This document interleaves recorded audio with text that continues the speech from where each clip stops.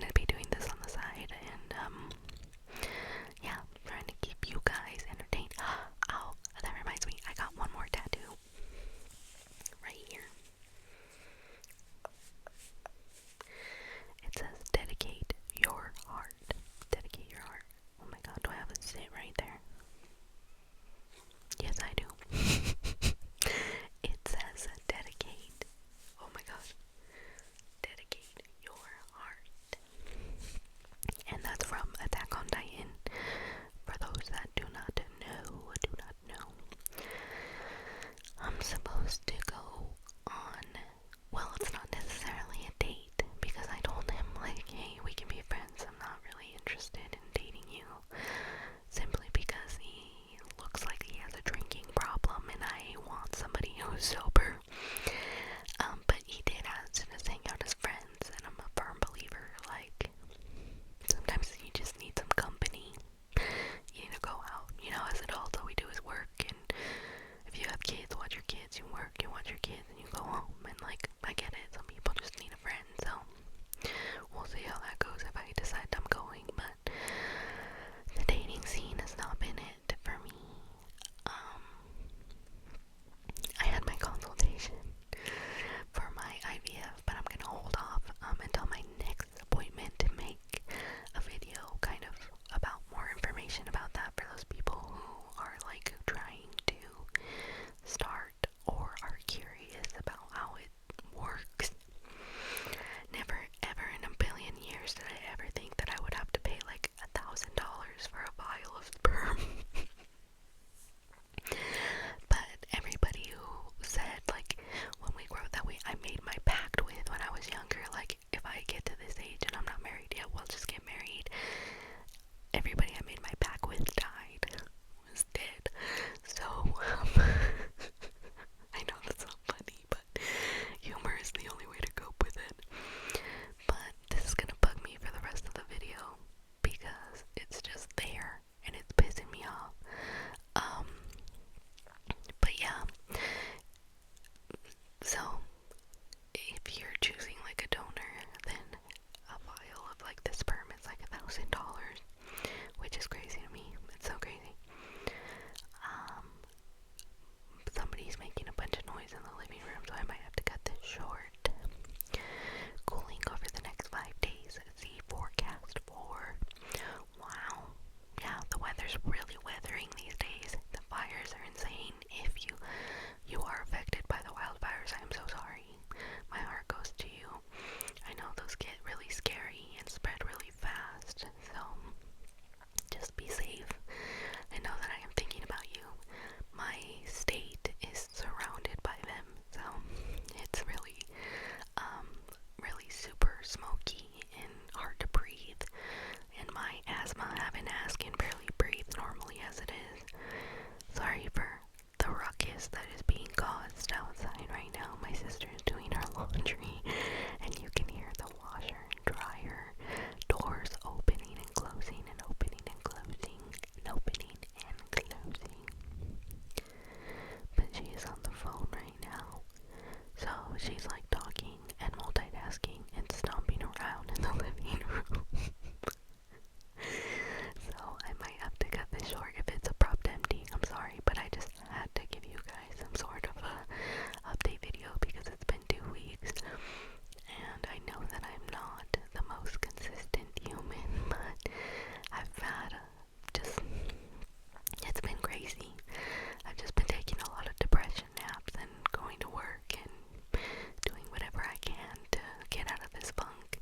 And I know it seems like I'm always in a funk every time I record, but I just feel like I'm just constantly sad. I'm just constantly in a funk. That's been my span of life over my 28 years, so it's kind of hard to not be in one. On Monday I'm gonna call my therapist's office, and I'm gonna ask to bump up my appointment to see if I can move up an appointment so I can maybe up my dosages. I'm just not feeling like they're helping anymore, the ones that I'm on, which is sad